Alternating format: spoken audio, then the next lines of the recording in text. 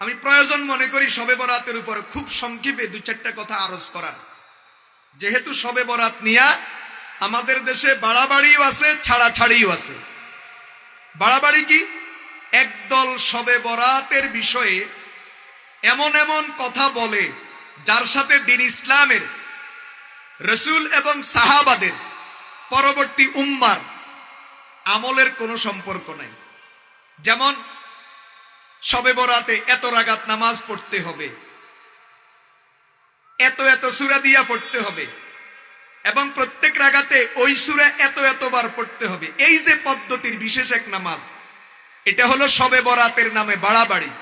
এই ধরনের কোন ইবাদত না নবীর জিন্দেগি, নবীর আমলে, না সাহাবাদের জিন্দেগিতে, না তাবেঈন, তবে তাবেঈনের জিন্দেগি, অর্থাৎ কুরুনে সালাসা, খায়রুল কুরুন যাকে বলা হয়, দ্বীন ইসলামের সোনালী যুগ যাকে বলা হয়, এর মধ্যে কোথাও এই ধরনের আমলের বর্ণনা পাওয়া যায় না। এই জাতীয় আমলের কথা বলা এবং এই জাতীয় আমল করা, এটা পরিপূর্ণই বেদাত, গোমরাহি এবং মনগড়া। এরপরে আলোকসজ্জা করা, বাড়িঘর, মার্কেট, রাস্তা, দোকান, মসজিদ, কি পরিমাণ অপচয়, অপব্যয়, বাড়াবাড়ি, সীমালঙ্ঘন, এটাও বাড়াবাড়ি। অপচয় শয়তানের ধোঁকা ছাড়া, শয়তানের প্ররোচনা ছাড়া আর কিচ্ছু না। এরপরে শবে বরাত আসলে গরু বিক্রি, গরুর গোশত বিক্রি বেড়ে যায়। গ্রামে গ্রামে, পাড়ায় পাড়ায়, মোড়ে মোড়ে কিছু লোক একসাথে হয়ে গরু কিনে, গরু বিক্রি করে, আবার গ্রামে গ্রামে লিস্টি করে। শয়তান কিভাবে আমাদেরকে আকামের মধ্যে লাগাইয়া দেয়, বাস কেউ গরু বানাইবে, কেউ বিক্রি করবে, কেউ কিনবে, কেউ খাবে, এই তালে শবে বরাত বরবাদ। এরপরে গোশত রুটি টাইট করি খাই, এরপরে গ্রামের ভাষায় বলে লাইয়ে ধরে, কি ধরে, বাস ইবাদত বরবাদ। এরপরে আরো আছে, মসজিদে মসজিদে জিলাপি কালেকশনে নামে একদল। এই মসজিদও যায়, ওই মসজিদও যায়, ওই মসজিদও যায়, জিলাপি এক বস্তা লয়, এটাও এক বাড়াবাড়ি। এরপরে আতশবাজি, ফটকা ফুটানো, আসেনি? হায় হায় হায় হায়, বেঈমানের সংস্কৃতি, অমুসলিমের সংস্কৃতি মুসলমানের ইবাদতের মধ্যে ঢুকে গেছে। এগুলি সব শবে বরাতের মধ্যে বাড়াবাড়ি, সীমালঙ্ঘন। আল্লাহ তাআলা এই কাজ থেকে মুসলিম উম্মাহকে পরিপূর্ণ হেফাজত করেন। যদি আপনি এই কাজগুলো যদি ছাড়তেই না পারেন, প্রয়োজন আপনি শবে বরাতে ঘুম যান, তাও ভালো আছে। আপনার ইবাদতের দরকার নেই। থাক ভিক্ষা কুত্তা সামাল, বলেন থাক ভিক্ষা কুত্তা সামাল, আপনার শবে বরাতের ইবাদতের দরকার নেই। আপনি যে ঘুমাইয়া থাকেন যদি এই সমস্ত আকাম করেন। এরপরে আরো আছে, কবরে গিয়া, মাজারে গিয়া নারী পুরুষ একসাথে ভিড় করে। এটা একান্তই হাদিস শরীফের মধ্যে এই রাতে যে কবর জিয়ারতের আমল আছে, এটা নবীজির একান্তই ব্যক্তিগত আমল ছিল। সাহাবারাও জানতেন না, আর নবীজি সাহাবাদেরকেও বলেন নাই। এমন তো হয় নাই, আল্লাহর নবী চাইলে তো সাহাবাদেরকেও নিয়ে যেতে পারতেন। জান্নাতুল বাকিতে যে গেছেন এই রাতে, হাদিসের মধ্যে যেটা আছে, সাহাবীদেরকেও বলেন নাই, ঘরের লোকদেরকেও বলেন নাই, চুপে চুপে একান্ত ব্যক্তিগতভাবে গিয়েছে। অতএব আমলটা এই পর্যায়ে, কেউ যাইতে চাইলে ব্যক্তিগতভাবে, ডাকাডাকি, সামাজিকতা, আনুষ্ঠানিকতা এবং নারী পুরুষের পর্দা লঙ্ঘন করে, নারী পুরুষের সেখানে ব্যাপক সমাগম না করে একান্ত ব্যক্তিগতভাবে যদি কেউ কবরস্থানে যেতে চায়, বাধা নাই, এতটুকু। কিন্তু সেখানেও সীমা লঙ্ঘন। তাহলে শবে বরাতের নামে বাড়াবাড়িগুলা বুঝে আসছেনি। এক নাম্বার, এত রাকাত নামাজ পড়তে হবে, শবে বরাতের নামাজ। এই শবে বরাতের নামাজ নামে কোনো নামাজ নাই। এত রাকাত নামাজ পড়তে হবে, এত সূরা দিয়া পড়তে হবে, অমুক সূরা দিয়া পড়তে হবে, এবং অমুক সূরা প্রত্যেক রাকাতে এতবার পড়তে হবে, এটা কোনোটাই দ্বীন ইসলামে নাই। এটা বেদাত, এটা বাড়াবাড়ি। এই একটা। দুই নাম্বার কি বলছি বলেন, আলোকসজ্জা। শবে বরাত উপলক্ষে বাড়িঘর, মার্কেট, মসজিদ, দোকানপাট, রাস্তাঘাট, এগুলি বাড়াবাড়ি, সীমালঙ্ঘন, অপচয়, অপব্যয়, শয়তানের ধোঁকা। তিন নাম্বার, গরু জবাই করা, শবে বরাত উপলক্ষে বিশেষ খাবারের আয়োজন করা, হালুয়া রুটির আয়োজন করা, গরুর গোশতের আয়োজন করা, এটাও ইবাদত থেকে বঞ্চিত করার, মাহরুম করার। শয়তান চায় না, আপনি তো সারা বছর ইবাদত করেন না, এই রাতে একটু করবেন, বাস শয়তান এই রাতেও আপনাকে এই কাজের মধ্যে লাগায় রাখবে, বাড়াবাড়ি। এরপরে আতশবাজি ফুটানো, ফটকা ফুটানো, এগুলাও কি এই রাতের বাড়াবাড়ি। এরপরে মসজিদে মসজিদে জিলাপি কালেকশন করা, কোন কোন মসজিদে মিলাদ হইতেছে যাইয়া যাইয়া বস্তায় বস্তায় জিলাপি খোঁজে। নামাজের খবর নাই, আমলের খবর নাই, তওবা ইস্তেগফারের খবর নাই, দোয়া মুনাজাতের খবর নাই।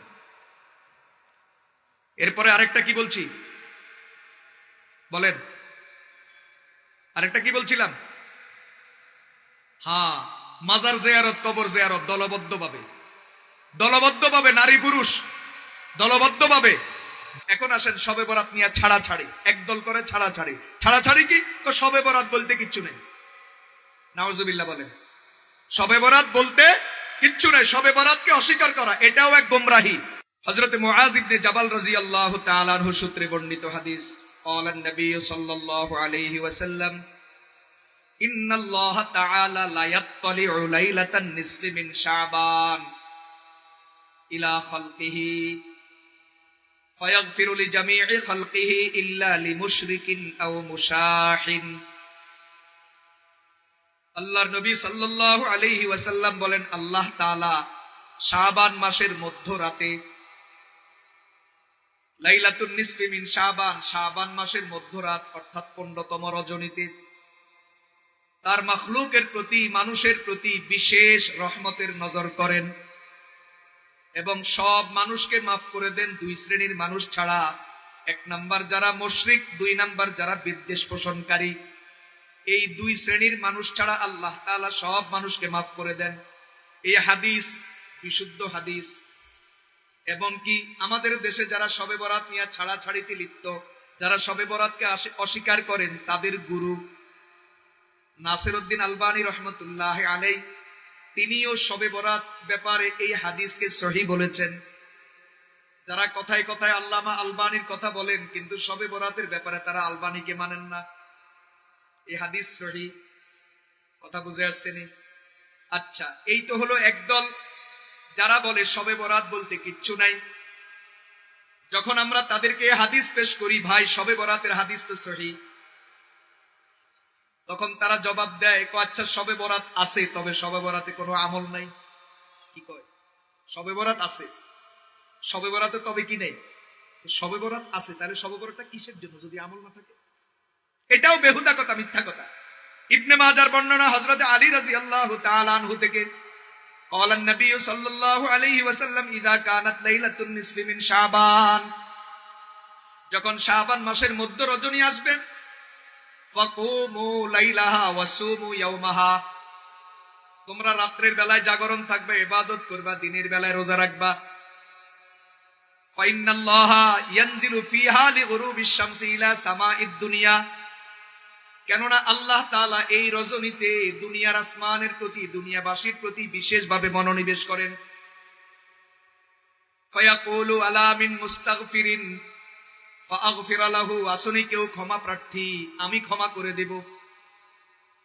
আলা মুস্তারজিকুন ফারযুকা লাহু ফারযুকাহু, আসনি কেউ রিজিক চাইবা, আমি রিজিক দেব। আলা মুবতালান ফাউআফিয়াহু, আসনি কেউ বিপদগ্রস্ত, আমার কাছে বিপদ থেকে মুক্তির জন্য সাহায্য চাইবা, তো আমি মুক্ত করে দেব। এই হাদিস যদিও জয়ীফ, তবে যেহেতু এটা ফজিলতের ব্যাপার, আমরা শবে বরাতকে তো ফরজ, ওয়াজিব, সুন্নত বলি না, এটা একটা বিশেষ মুস্তাহাব আমল। অতএব এই জাতীয় মুস্তাহাব আমলের ক্ষেত্রে, মুস্তাহাব আমলের জন্য এই জাতীয় জয়ীফ হাদিস প্রযোজ্য, কোনো অসুবিধা নাই। এই হাদিস দ্বারা প্রমাণিত শবে বরাতের আমল আছে। দুই নাম্বার, এই হাদিসের পক্ষে আরেকটা সহায়ক হাদিস আছে, বাইহাকির বর্ণনা।